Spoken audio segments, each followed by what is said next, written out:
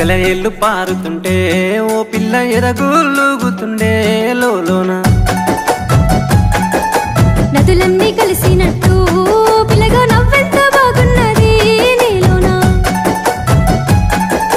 గాజుల సప్పులు గలుగల్లు మోగంగా గజ్జెల పట్టీలు గంతేసి ఆడంగా వరిగడ్డి మోపు ఎత్తి ఓ పిల్ల వయ్యారి నడుము పవే